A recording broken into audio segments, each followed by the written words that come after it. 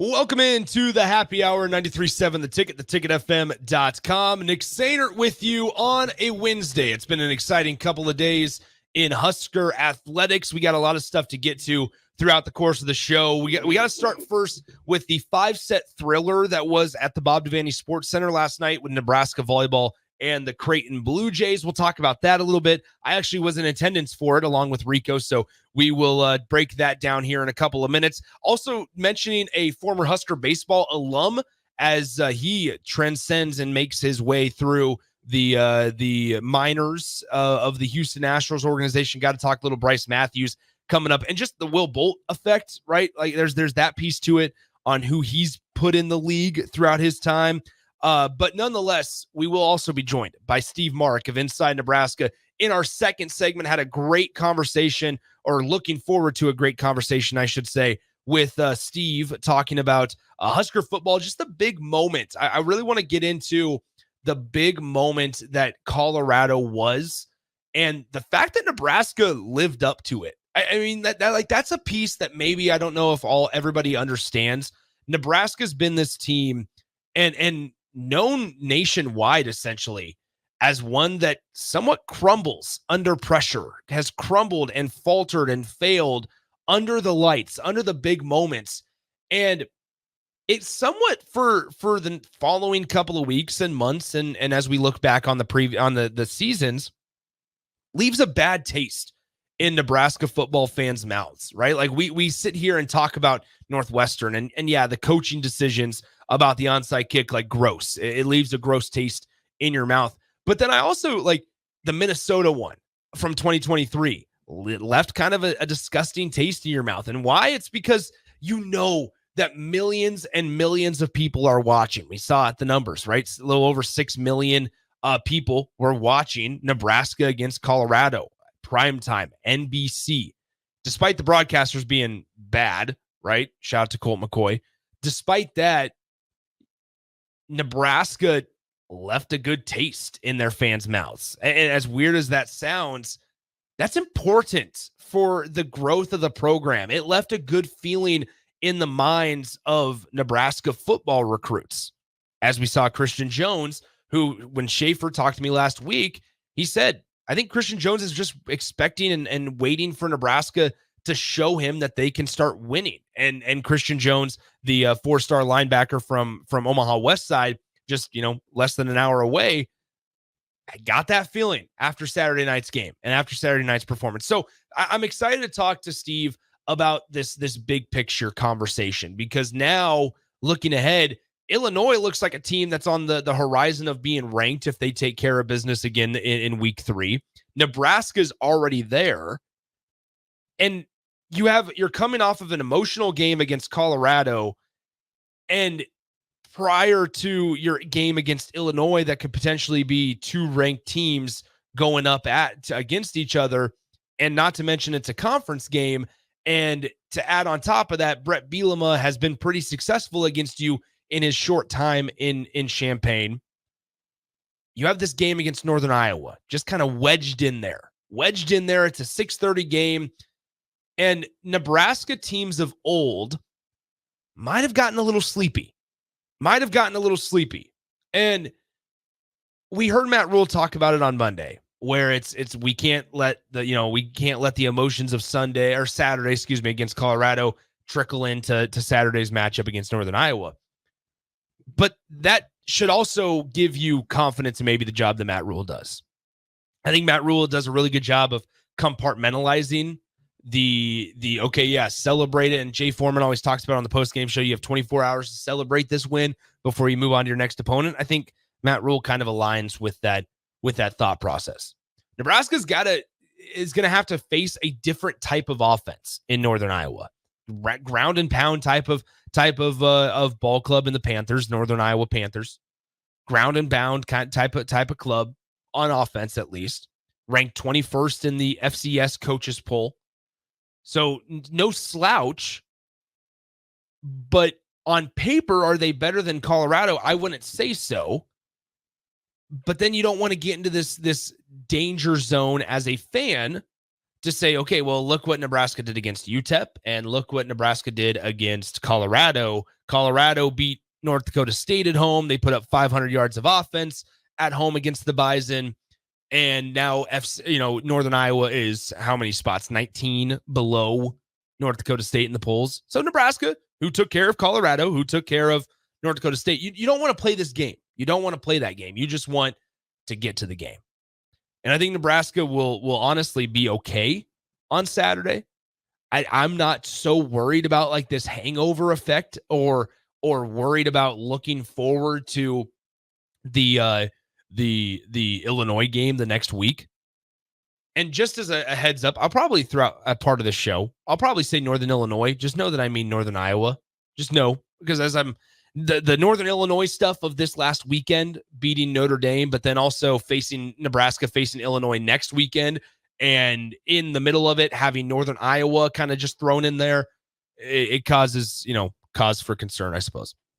And there's a pretty good chance I might slip up. But once again, 402-464-5685. The Honda Lincoln hotline and the Starter Heyman text line are open for you guys the entire show today. Nick Sehnert with you on the happy hour. Shout out to our friends at Empire Fence Netting for their support of the program as always.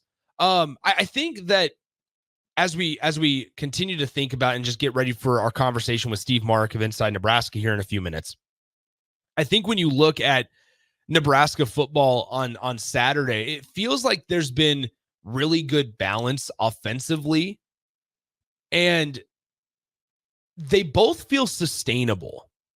And that's kind of what I wanted to get to before we talk to Steve, is that Nebraska's offense, whether it's been running the football, and I understand the opponent and you take that for what it's worth, but I don't also want to look at Nebraska's performances as slouches and that they haven't lived up to expectations, because I think they've exceeded them through 2 games, to be fair. But it also feels sustainable. Like Nebraska's rushing attack, they've averaged over 4 yards per carry both games, 4.3 specifically against Colorado. Their passing game seems, once again, I use the word sustainable because you have a guy that's pretty consistent under center through 2 games at least. Pretty consistent at working through his progressions, his footwork. Every play kind of looks identical from a quarterback sense. If you just isolate the quarterback, and obviously routes and protections, they change play to play. But you look at how Dylan Raiola maneuvers and works play to play, it looks consistent. That's like a breath of fresh air, I think, for Husker fans. It's a breath of fresh air. And so when you look forward to this Saturday's game against Northern Iowa, Nebraska offensively has been balanced. I think they're going to lean very much on the run this Saturday. Very much so. I think this is an opportunity for a guy like Emmett Johnson to kind of break through. Also, we haven't seen Emmett Johnson outside of the one run against UTEP a whole lot. Gabe Irvin as well. This feels like another UTEP performance where we could be sitting there early in the 4th quarter, and Nebraska has some backups in, but also meaningful playtime, right? Like I think against UTEP, if I remember correctly, Nebraska got 108 guys in. Yeah. That's what, I think maybe the goal is ahead of this, this weekend as well. 4 game red shirt, man. There you have it. And then defensively, I think Northern Iowa, what they want to do offensively, it plays into the strength of Nebraska's defense. The front 7 is so good for Nebraska defensively. I think the tackling, which was one thing I was worried about going into Colorado, has been really good to this point. There hasn't been a lot of, got to wrap up. There hasn't been a lot of those comments in the middle of the games. It's been just essentially a nice tackle. Nice tackle, Marquise. Nice tackle, Tommy Hill. Good read, right? And then the front 7, especially on that front defensive line, experience, veteran, leadership, like it's all been there. And so what Northern Iowa wants to do offensively is this pound the football, pound the rock. Well, what's Nebraska's strength? Probably their run defense. Absolutely. It absolutely is their run defense. So I think there's some things to be excited about on Saturday, and hopefully Nebraska can take care of business like they've done the first 2 weeks of the season. We're talking about a 2-0 program. It's a good time. The vibes are good. in Lincoln. Let's step aside. When we come back, we talk to Steve Marik of Inside Nebraska, break down Husker football's win against Colorado. A lot of big picture stuff coming up in just a few minutes with Steve. I want to get into that. And then we do talk about Northern Iowa. We will talk about Northern Iowa in just a few minutes as well. You're listening to the Happy Hour. Thanks to our friends at Empire Fence Netting for their support of the program. As always, call or text the show, 402-464-5685. The Honda of Lincoln hotline and the Starter Heyman text line. Steve Marik joins me live on video chat, coming up next on the Happy Hour. In today's digital landscape, the security of your business is non-negotiable. That's why you need better cybersecurity solutions. At Hamilton, we make it our business to protect your network, data, and digital assets with the latest in cybersecurity technology. Our dedicated team of experts has the technology in place to protect what matters most to you and your business. Stay ahead of cyber threats with better cybersecurity protection. Hire Hamilton at hamiltonisbusiness.com. Riddle's Jewelry is excited to be celebrating 65 years. 65 years of so many incredible memories celebrating with each of your special moments. In celebration of the 65th Riddle's Jewelry anniversary, we will be offering up to 40% off all engagement rings and all diamond fashion jewelry. The excitement doesn't stop there. Riddle's Jewelry is also offering 18 months, 0% interest and $0 down financing on all qualifying purchases. Riddle's Jewelry has always been known for incredible customer service, one of the largest selections of engagement rings, and don't forget about the on-site jeweler. Come celebrate with us at Riddle's Jewelry, your one-stop diamond shop with exclusive Levian jewelry, Pandora Charm jewelry, and more. All at Riddle's inside Gateway Mall.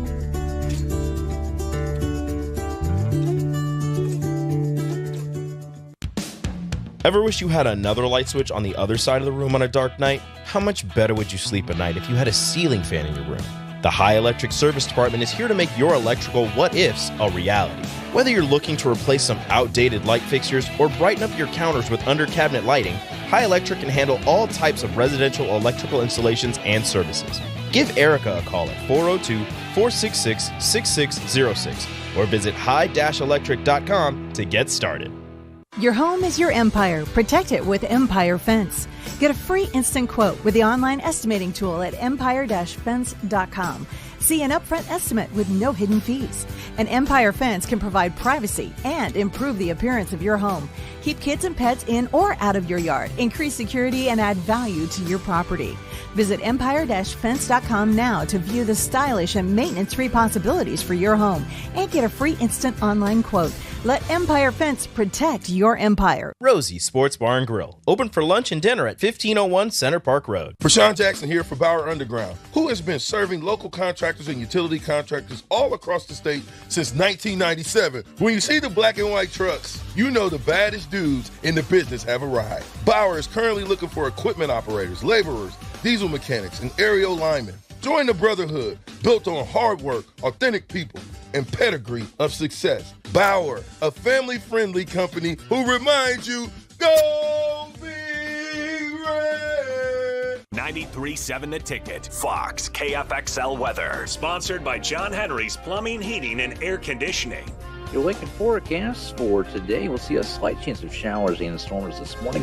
Otherwise, probably the mostly sunny skies expected with an afternoon high around 85. Tonight, mostly clear skies with an overnight low around 58. And tomorrow, mostly sunny skies return. We'll see a high around 77. I'm meteorologist Kyle Kleckner for 93.7 The Ticket and theticketfm.com. Plains Cover Crop is your one-stop seed shop. Call us now for spring and summer forages, CRP mixes, and fall cover crop blends. We do farm-specific consulting for practical and efficient seed blends to fit your geography and goals. With a very diverse inventory, we will tailor a blend just for you. We're also looking for contract growers, and we buy and sell rye. Find us online at plainscovercrop.com. Timeless agronomy practices paired with modern technology. East Highway 20 in Orchard and across Nebraska. You've seen them come and go. franchise testosterone clinics that pop up and then whoosh, they're gone. These franchise clinics quickly find out it's not easy to compete with Limitless Male. Limitless is locally owned and operated with a flawless protocol that has elevated them to be the best in men's testosterone replacement and sexual performance. By adding GLP-1s, our patients are losing weight in a healthy way. To feel your optimal best, schedule a free consult at limitlessmale.com. Not many businesses can say they've made it 60 years, but Madsen's Bowling and Billiards can. With 12 bowling lanes and the biggest pool room in Nebraska, where else would you go to enjoy an afternoon or evening? There's a great daily specials like $2 Tuesdays, games of bowling, shoe rentals, draft beers, and tacos, all just $2 each. Have a delicious burger at EJ's Lounge before or after your bowling or pool session, and you'll leave satisfied. Madsen's Bowling and Billiards at 47th and Dudley.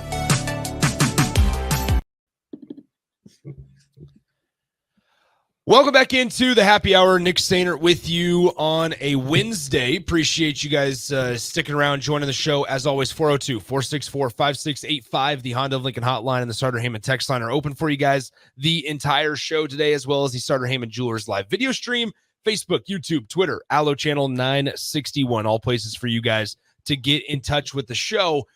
We've had Steve Marik, our good friend of Inside Nebraska, on the phone a countless number of times throughout the first couple of years of the show. But now it's time we add in the video streaming component. So highly recommend hopping over to the stream if you so desire to, because now Steve and I legitimately over the show get to have a face-to-face conversation. What's up, Steve?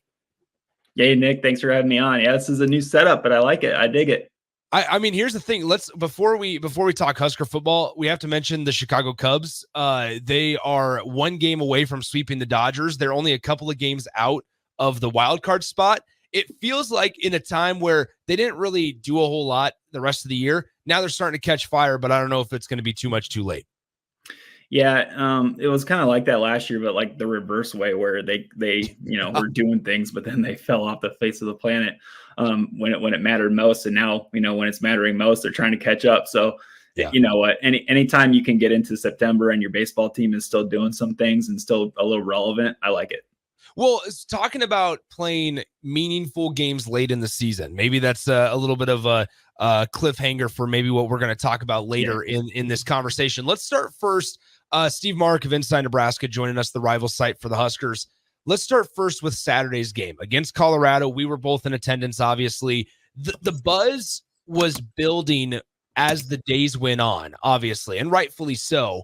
But it was a game where it actually lived up to the hype, right? And I mean that from Nebraska's performance on the field. The fan base was fully engaged the entire 4 quarters, and Nebraska took care of business. Now, there were certainly things that you could go back and change if you were on this coaching staff.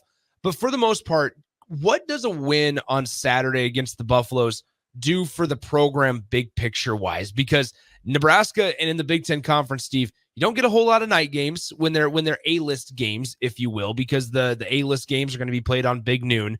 But then there's a lot of recruits in town for Nebraska as well.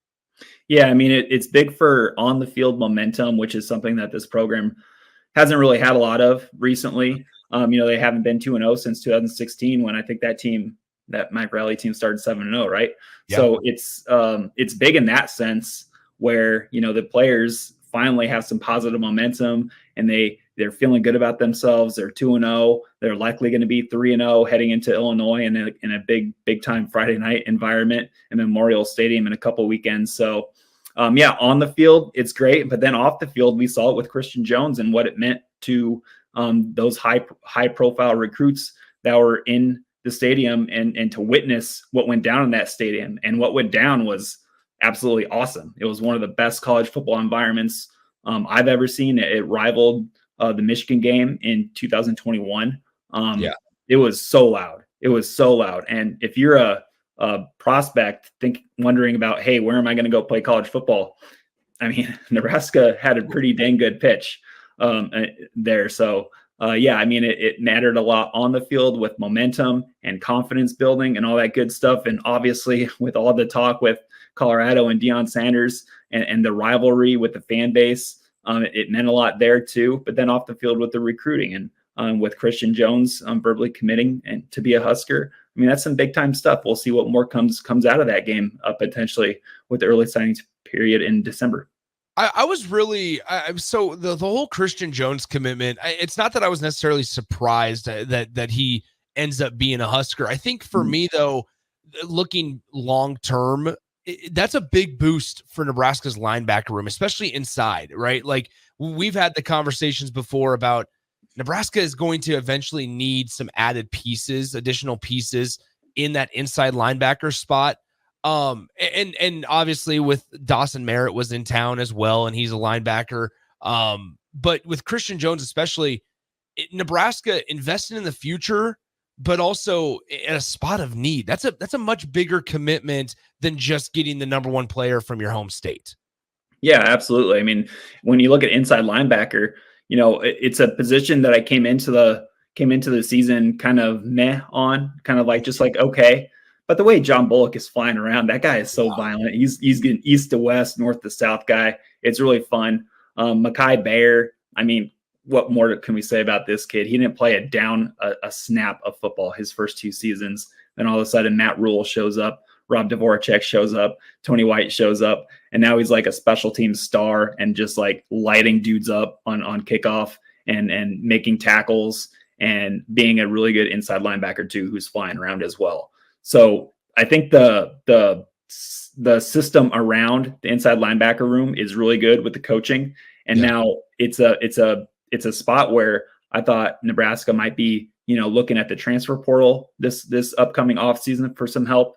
But with Christian Jones coming in, maybe that changes something. I mean, he's still going to be a true freshman. So, you know, you worry about that, but, and maybe they still go through the transfer portal route, but, you know, it's looking better right now, and everything is looking better, honestly, with Nebraska's football program.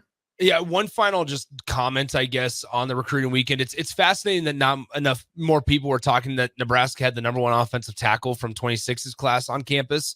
I mean, I was talking to various folks in the media, and that would normally on most weeks be the number one story, is that the number one offensive tackle, maybe not in the nearest class, but in the 2026 class, is on campus. He was 5th, 6th on the list for a lot of people, right behind the 2025 guys. So it's just kind of, it summed up what a crazy weekend it was initially going into it. The buzz was palpable, as they say, but then for Nebraska to actually live up to it, right? They come out guns a-blazing, if you will. They take care of business. They win the toss, defer. Colorado goes 3-and-out. Memorial Stadium is rocking. Dylan Raiola from the start looked composed, looked calm. I thought Nebraska did a really good job offensively in their first couple of possessions of getting him into a rhythm, because that's still an important piece of any quarterback, especially when you're a true freshman playing in probably the biggest game that you're going to play in this season, at least. So on that first offensive drive for Nebraska, they face a 3rd and 10, right? And it's around midfield. Dylan takes a snap. He tries to find a receiver, doesn't see anything that he likes. So he takes off and does something that a lot of people haven't seen him do much in his career. Yeah. He scrambles for 12 yards and a first down. Takes a shot from Silman Craig, the Buffalo safety, number 7. Pops up, signals first down right in everybody's face, and then asks like, hey, what's next? I love that. I loved that about Dylan Raiola. He's not immobile. Obviously, he's a pocket passer, quarterback. You're not going to run quarterback run game with Dylan Raiola. But when the yards are there to pick up in front of him, he picks them up, and he looks okay doing it. And I love the fact that he got lit up by Silman Craig, and he gets up and signals first down. Another true freshman that did that, Ja'Cory Barney Jr., his first offensive touch of the game. It was a little touch pass. They send him in motion out of the slot. He gets to the edge, gets about 8 yards, takes a big shot, helmet-to-helmet contact from Levante Bentley, the linebacker, and gets up, signals first down. I love that from those two guys, because it shows that they are there for the moment. The moment was not too big for them. They did not look scared. Nobody looked scared on Saturday at Nebraska. And that's the difference with Matt Rule's coach team and just previously here with Nebraska.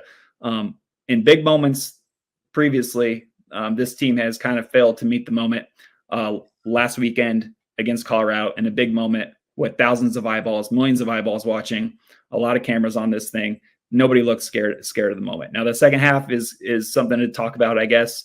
The Nebraska is not a finished product yet. And I think the finished product is going to come when the second half doesn't look like the second half. There's not 9 penalties. There's not any tensing up from anybody just trying to hold on to a lead.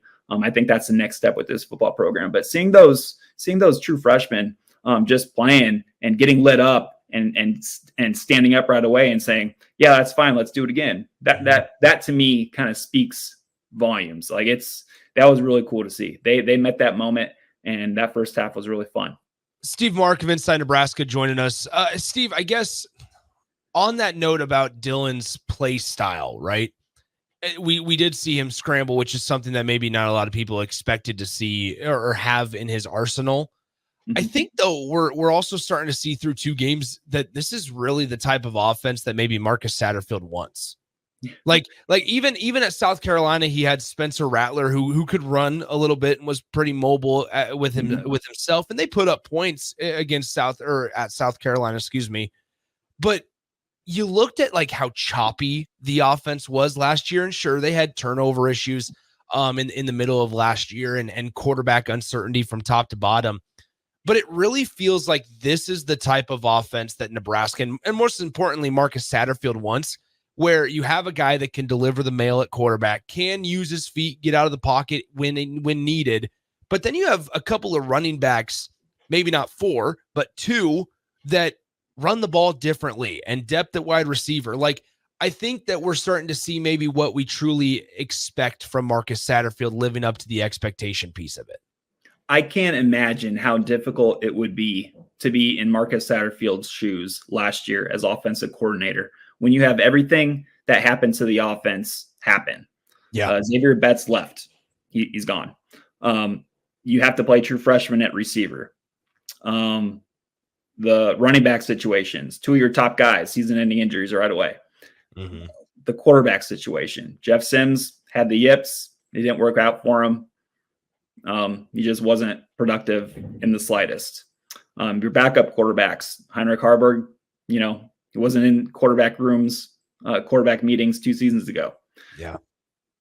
For all of that to happen, and then for everybody like in the fan base probably saying like, oh, Marcus Satterfield, he's a bad play caller. Like, oh, he's just hanging on to rule. It's like, oh, he can't call plays. He doesn't know what he's doing. For all that to happen, like that had to be so tough for Marcus Satterfield. But now with a competent quarterback, you're seeing the offense, how Marcus Satterfield actually wants to operate he has guys on offense now. He has a stable of capable running backs. He has a strong offensive line unit that has been moving people the first 2 games. He has, thanks to the transfer portal, he brought in Isaiah Nayor and Jamal Banks, 2 big-bodied veteran guys who don't need any hand-holding, who have been there and done that before in their careers. So the talent and the experience that's surrounding young Dylan Raiola right now is allowing Marcus Satterfield to really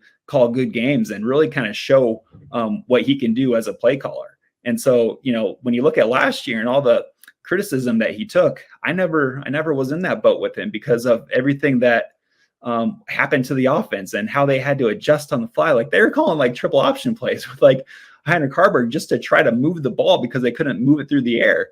Yeah. So it was just kind of a difficult situation for Satterfield last year. But right now, it just tells you how better things can be with a quarterback who is competent and is a quarterback, a real quarterback. So, I think, the vibes are good in Lincoln right now. And I think the offense is going to continue to get better. And I think you really see that Satterfield, if he has everything that he wants, which he kind of does right now, he leans on a run game and he leans on the run game and he powers it.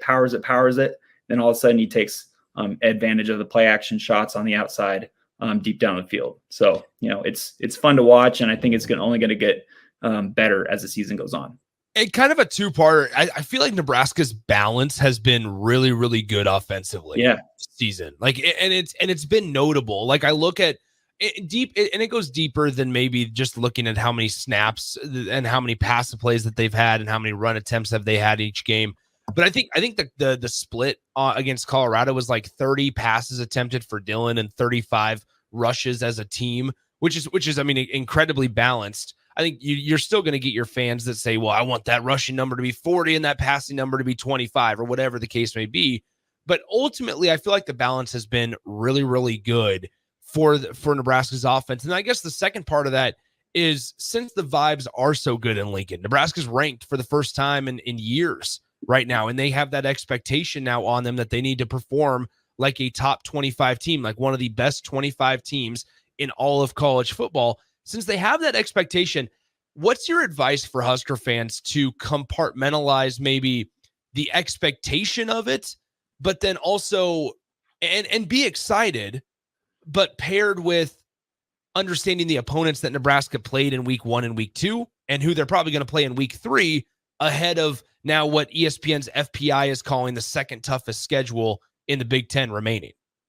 Yeah, I'm glad you brought that up because that's a good point. And it's something I talked with my colleague Tim about recently. You know, I don't think, and this is, I really don't want to make it sound like I'm taking away from the good things that Nebraska has shown and the excitement that everybody has, because that's cool. It's college football. It's fun. Let's make it fun. Let's keep it fun.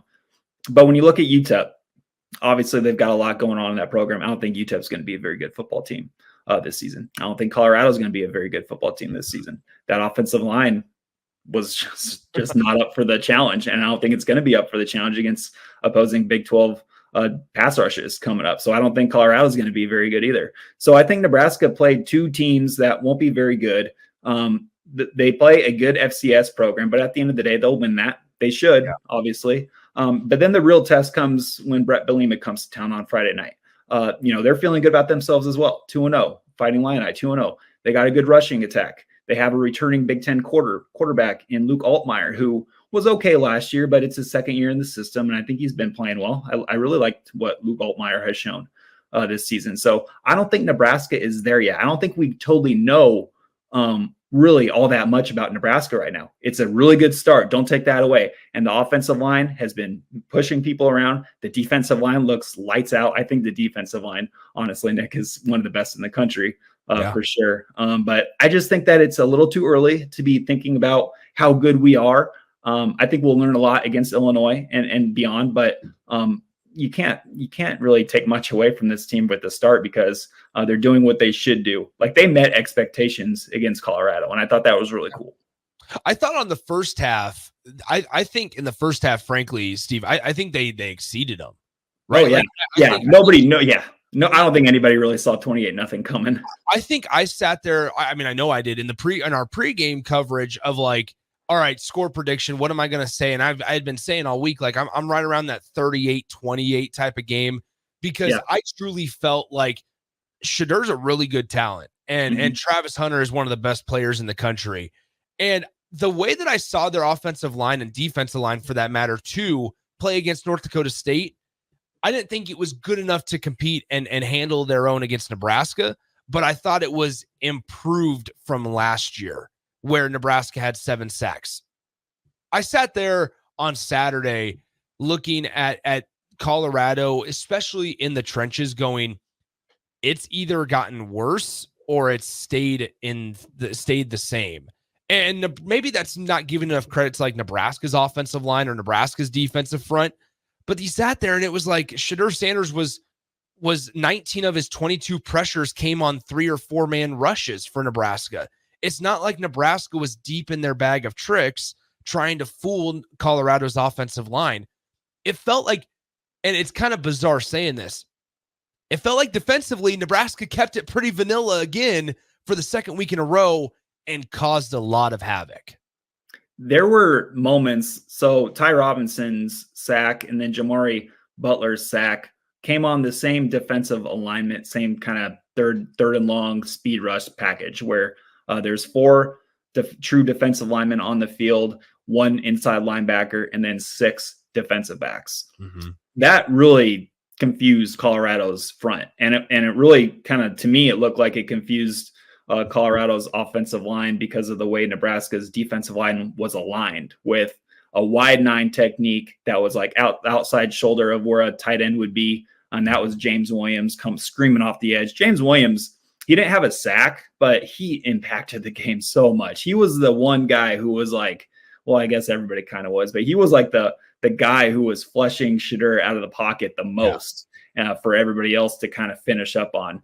And so you had like James Williams on the as a wide 9 technique. You had Jamari Butler inside of him playing over the B gap. You had Ty Robinson playing over the A gap, but then he's shooting the opposite A gap, and the center doesn't know what's going on because he's not very good, and he's only started 2 games the year before. So and you it was just like on the left tackle position, and Jordan. The 2 freshmen. I mean, granted, I think Jordan Seaton's going to be a good player, but come on, he's only like 18, 19 years old. It's just going to be hard out there for somebody like that against the veterans who have played so many college football snaps as Nebraska's defensive front has. So it was only it's just like alignment things with Nebraska was causing issues for Colorado's protection. So I mean, it's just, I don't want to take away from Nebraska's accomplishments because they look really good. They look good right now. They do. And I'm not totally worried about the second half struggles. Just because everybody's playing hard, the nine penalties are most of them penalties. Are they penalties? I'm not sure. But it's the second game of the season also. So those things are going to be ironed out. More practice makes perfect. So I'm not too worried about the second half struggles, but I'm really kind of anxious for that Illinois game. And sorry, Matt Rule, I'm looking ahead to the Illinois game, but I'm just really waiting for that one. It's going to be an electric environment too. Steve, I'm going to get you out of here in a couple of minutes. I promise. There's so many different avenues that we could go down because you said something about looking ahead at Illinois and stuff. And instantly in my mind, I thought, okay, actually let's back up a second.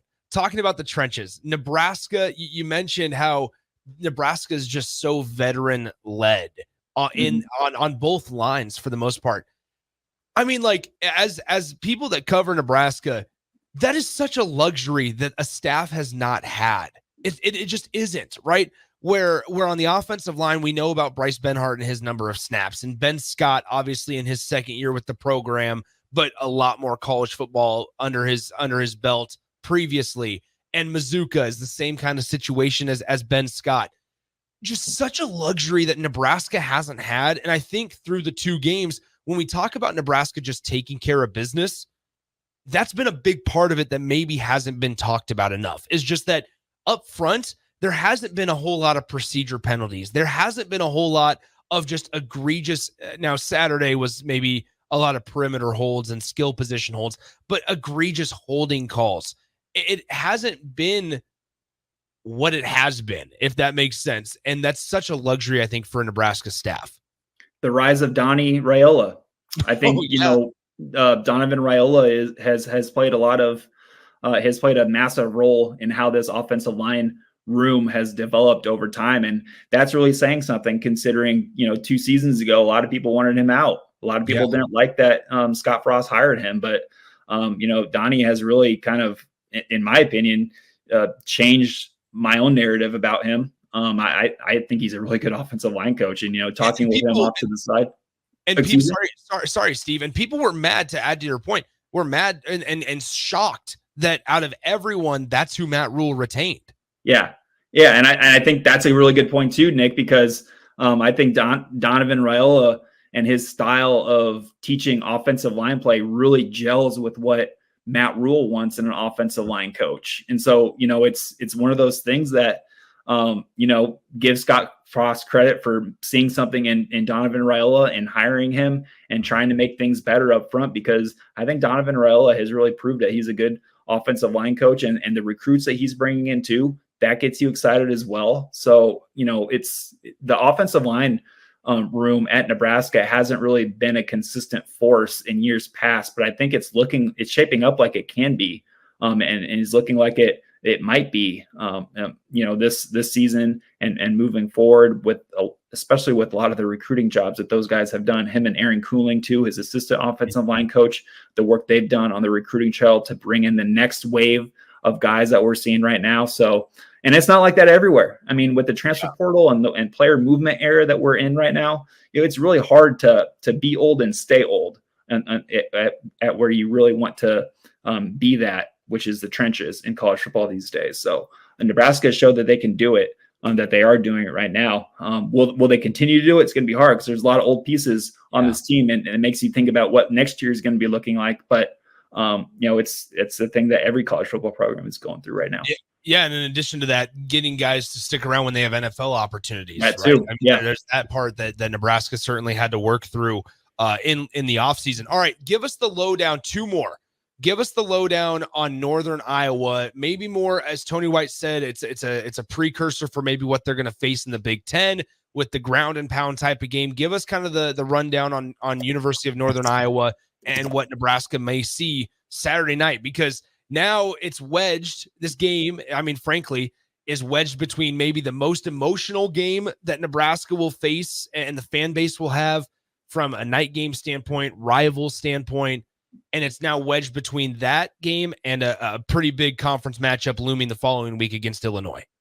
Yeah, the good thing about, the Northern Illinois game and having to come off of that high of beating Colorado in that environment, in that situation, I think this is where Matt Rule shines, where, his speeches in the locker room during practice, he is not going to let these guys get a big head. And I think the seniors on this team are going to play a large part of that as well, because they've been through this whole thing before. And I think guys like Ty Robinson and Nash Hutmacher, Jamari Butler, those defensive trench guys, they're not going to let anybody kind of just coast through Northern Iowa, because Northern Iowa isn't really a team to coast through. What they're going to bring to Lincoln, they're 2-0. They're ranked in the FCS coaches poll, number 21. They're bringing a really solid rushing attack. They're averaging 298 yards of rushing yards per game. And they have some big backs, really big backs. It's actually going to be fun as a guy who enjoys big bodied athletes at like skill positions. It's really fun to watch. I was actually watching their season opener against Valparaiso last night on YouTube. So Ty Edwards, he's a 6th-year player. He's their top running back right now, 6'4", 230 pounds. That's bigger than a lot of Nebraska's inside linebackers. He's from Florida. This is his 4th college football program. His first was Georgia Military College. Then he spent some time at Hutchinson Community College in Kansas. Oh, yeah, he went to UTSA for a season, quick cup of coffee, and now he's at Northern Iowa. And he was a JUCO All-American at Hutchinson. He currently has 310 rushing yards. He's averaging over 10 yards per carry. So this guy's a load, and he's just a big athletic dude. And then their second back is 6 foot, 225 pounds. He's actually from Omaha. He went to high school at Blue Valley North High School and spent some time at Kansas. So he's got some power conference football experience too. These guys are going to run right at Nebraska and just see what happens. I mean, that's how they're play. I don't think they're going to want to change a whole lot of what they do on offense. They're just going to play their brand of football, and that brand of football is running right up the gut and seeing if the other team can stop it. Obviously, that kind of plays into Nebraska's strengths, which is their run defense. So we'll see. But it's going to be a interesting matchup, but one I think Nebraska will handle and take pride in handling. I think they're going to really come out and try to shut down that run game. They're coming in with nearly 300 yards of rushing per game. I think Nebraska and Tony White, they're going to make it a goal to make a statement of holding those guys under 150 or something like that. Just take their strength away. I think that's going to be the goal, and I think they'll accomplish it. Steve Marik of Inside Nebraska joining us. All right, Steve, last one, big picture question for the final question before we get you out of here. Looking ahead to Illinois, it's going to be on a Friday night. And initially when that came out, I think Husker fans kind of like gross. I don't like Friday night games. Don't care for them. However, it's now looking, because of how Illinois looks and further down the schedule, how Indiana looks, right? They have a big one this weekend against UCLA on the road at the Rose Bowl. But more specifically, Illinois, I was just having this conversation, I think, with a mutual friend of ours, Jay Foreman, just a couple of days ago, about how when Nebraska's been on the big stage, they've folded. And we kind of briefly touched on that. Mm-hmm. Next week against Illinois, they will have that opportunity again, kind of like the week 0 feel against Illinois or in Dublin against Northwestern or Minnesota on a Thursday night to show that they've grown and gotten better in that area. How important is it that Nebraska will just take care of business that night at home on a Friday when it more than likely is going to be 2 3-0 teams, potentially 2 ranked programs that against a formidable opponent, Nebraska takes care of business. We mentioned it before with the Colorado game. That was a big moment. But I think Illinois is a better football team, and it's going to be they're a tougher football team. I don't think Nebraska is going to be rushing for just making it look as easy as they did against Colorado in that first half. But it's they're going to have 3 straight night games when Illinois starts. The Colorado is 6:30. Northern Iowa will be 6:30, and then you get a 7 p.m. primetime kickoff on Fox. Everybody's going to be watching. You're the only show, so it's going to be a massive, massive moment again. And that, like you said, Nick, this is going to be the next step of this football program, is continuing to show up when everybody is watching, and you're the only show on TV. And it's going to be very, very important for them to have a good showing. It's not going to be the end of the world if they lose. I know everybody might think it will be, and it might feel like it will be at the moment if that happens. But it's just going to be the next step of this football program continuing to climb into, and just shaking that narrative of this is a team that always crumbles when the lights are on and everybody's watching you. And I think Matt Rule is doing a good job of kind of just hammering the past performances out of everybody's brain, because it can be a real thing with these players and all the losing that they have had to endure as Huskers. Matt Rule shows up and he's trying to brainwash all that stuff out and insert momentum and confidence and everything that a college football player and team needs in them. So I think that Matt Rule, this is really where he shines with, first of all, getting them up for Northern Iowa, an FCS team, but then getting right back at it on a short week against a Big Ten opponent. It's going to be fun. I'm excited for this thing.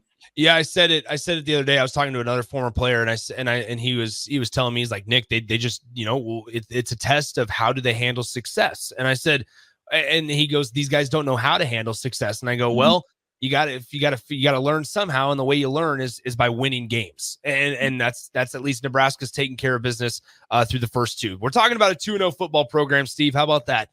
Steve Marik of Inside Nebraska joining me on the show. Steve, appreciate the time as always, man. We'll talk to you soon. Awesome. Thanks, Nick.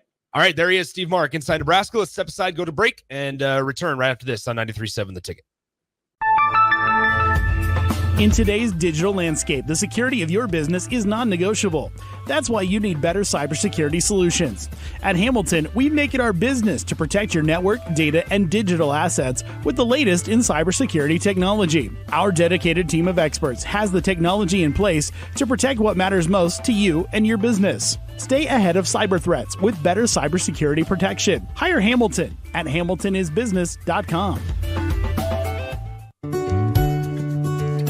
Riddle's Jewelry is excited to be celebrating 65 years. 65 years of so many incredible memories, celebrating with each of your special moments. In celebration of the 65th Riddle's Jewelry anniversary, we will be offering up to 40% off all engagement rings and all diamond fashion jewelry. The excitement doesn't stop there. Riddle's Jewelry is also offering 18 months, 0% interest and $0 down financing on all qualifying purchases. Riddle's Jewelry has always been known for incredible customer service, one of the largest selections of engagement rings, and don't forget about the on-site jeweler. Come celebrate with us at Riddle's Jewelry, your one-stop diamond shop with exclusive Levian jewelry, Pandora Charm jewelry, and more. All at Riddle's inside Gateway Mall.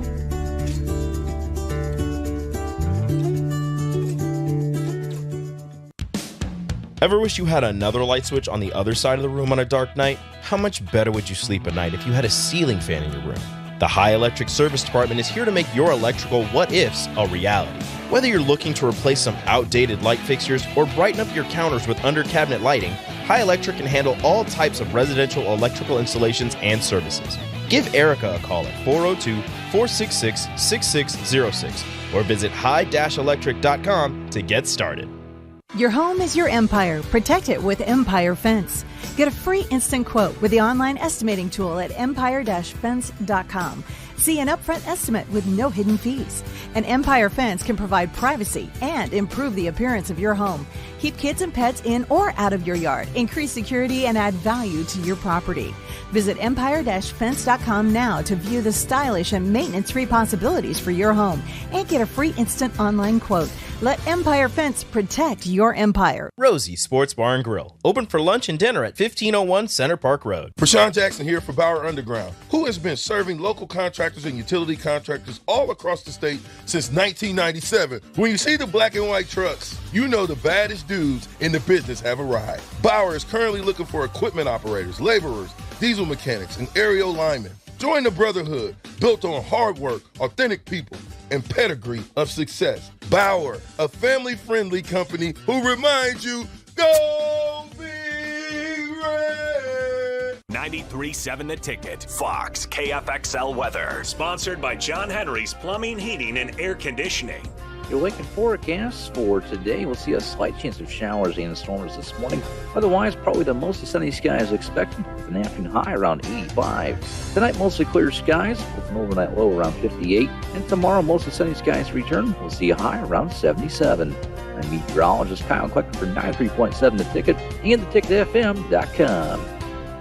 Plains Cover Crop is your one-stop seed shop. Call us now for spring and summer forages, CRP mixes, and fall cover crop blends. We do farm-specific consulting for practical and efficient seed blends to fit your geography and goals. With a very diverse inventory, we will tailor a blend just for you. We're also looking for contract growers, and we buy and sell rye. Find us online at plainscovercrop.com. Timeless agronomy practices paired with modern technology. East Highway 20 in Orchard and across Nebraska. You've seen them come and go. Franchise testosterone clinics that pop up and then whoosh, they're gone. These franchise clinics quickly find out it's not easy to compete with Limitless Male. Limitless is locally owned and operated with a flawless protocol that has elevated them to be the best in men's testosterone replacement and sexual performance. By adding GLP-1s, our patients are losing weight in a healthy way. To feel your optimal best, schedule a free consult at limitlessmale.com. Not many businesses can say they've made it 60 years, but Madsen's Bowling and Billiards can. With 12 bowling lanes and the biggest pool room in Nebraska, where else would you go to enjoy an afternoon or evening? There's a great daily specials like $2 Tuesdays, games of bowling, shoe rentals, draft beers, and tacos, all just $2 each. Have a delicious burger at EJ's Lounge before or after your bowling or pool session, and you'll leave satisfied. Madsen's Bowling and Billiards at 47th and Dudley. Welcome back into the Happy Hour 93.7 The Ticket, theticketfm.com. Thanks to Steve Marik of Inside Nebraska for joining me. As always, good stuff from Steve. It was a pretty lengthy conversation, but I really appreciate Steve's insight as always. All right, quick segment here. Just want to shout out Nebraska volleyball. I was in the Bob Devaney Sports Center last night. Really great environment. A little over 8,700 on hand at the Bob on a Wednesday night, or excuse me, on a Tuesday night rather. It was a really fun environment to be in. Harper Murray, 16 kills on 57 swings. Didn't hit the greatest, but 14 digs and 4 blocks. Her and Andy Jackson in the block game were really fun to watch. Andy Jackson continues with 8 blocks as well. Lindsey Krause, the Scott graduate, with 15 kills on 44 swings. Nebraska as a team hits .234, and they were dominant in the first and second sets. It actually looked like this was probably going to be a sweep. It truly did. They win the first set 25-19. They had Creighton so frustrated in that second set. They win 25-16, but then the third set, marathon, 33-31. It was victory in that set by Creighton. Then Creighton dominates Nebraska in the fourth set, 25-16. Same score, but this time in favor of Creighton as it was for the Huskers in the second set. And then in the fifth set, Nebraska jumped out to, I think it was a 3-0 lead, and you kind of felt the momentum shifting back towards the Huskers. Couple of service errors thanks to the crowd on hand at the Bob. And Nebraska ultimately wins 15-10 in the fifth set. And the final nail in the coffin, the kill, was Harper Murray off of Lexi Rodriguez's set or assist, I suppose. Harper killed it down the left side of the floor, hit off of a Creighton player's forearm, and it bounced into the bench for the Blue Jays. So Nebraska now 5th in the country. Creighton was 9th in the country going into the game or the match last night. But Nebraska takes care of business at home. 21 or 23-0 all time, I believe. 23-0 all time against the Creighton Blue Jays. Creighton still looking for their first win ever against Nebraska. This was a really, really talented Creighton team. Nebraska did a really, really good job, though, as well. So once again, appreciate you guys joining me. As always, you can always hang out. Check it out on the podcast page, theticketfm.com. Don't go anywhere. Ticket Weeknights continues next